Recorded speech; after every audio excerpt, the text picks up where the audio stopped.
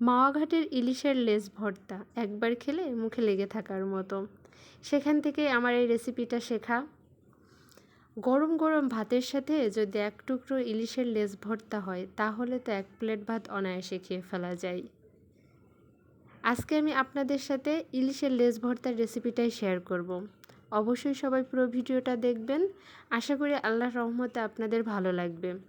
তাহলে চলেন শুরু করা যাক ইলিশের লেজ ভর্তাটা।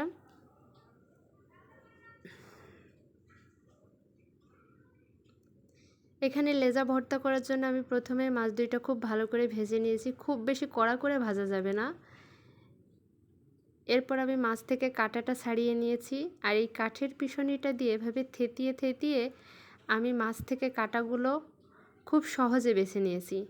আর যে ছোট ছোট কাঁটাগুলো থাকে এগুলো এমনিতেই এই কাঠের পিছনিটা দিয়ে পিষতে থাকলে এমনিতে এগুলো মোলায়েম হয়ে আসে, এগুলো আর খুব একটা সমস্যা হয় না।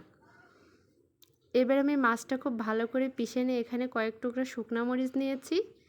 শুকনা মরিচটা ভালো করে আমি হাত দিয়ে গুঁড়ো করে নিয়েছি। এরপর আমি এখানে কাঁচা পেঁয়াজ দিয়েছি। পেঁয়াজের পরিমাণটা একটু বেশি হতে হবে, তাহলে এর টেস্টটা খুব ভালো হবে। এবং কাঠের এই পিছনিটা দিয়ে আমি পেঁয়াজটা এবং শুকনো মরিচটা খুব ভালো করে মাখিয়ে নেব।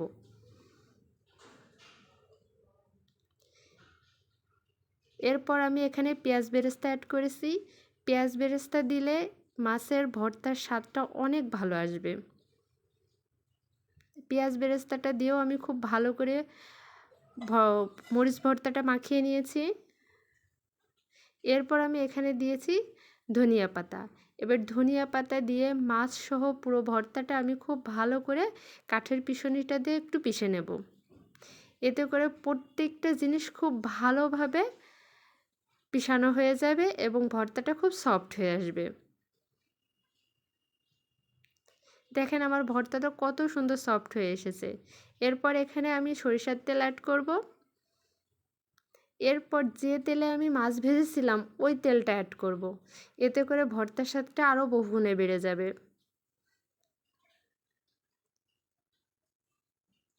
এরপর আমি খুব ভালো করে এটা ম্যাশ করে নেব হাত দিয়ে। ভর্তার আসল স্বাদ তো লুকিয়ে থাকে মাখানোর কাছে। যত বেশি মাখাবেন, যত সুন্দর করে মাখাবেন, ভর্তাটা ততই টেস্টি হবে। এবার আমি ভর্তাটা খুব ভালো করে গোল গোল শেপে তৈরি করে নিয়েছি। আর এই ভর্তা মাখানো প্লেটে ভাত খাওয়ার মজাটাই তো আলাদা। কে কে পছন্দ করেন এভাবে ভর্তা মাখানো প্লেটে ভাত খেতে?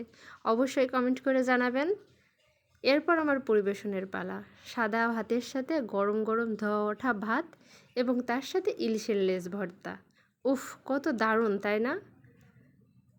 আর এর সাথে যদি একটু হয় ঘি, তাহলে তার কোনো কথাই থাকে না। আমার অনেক পছন্দের একটা প্লেট।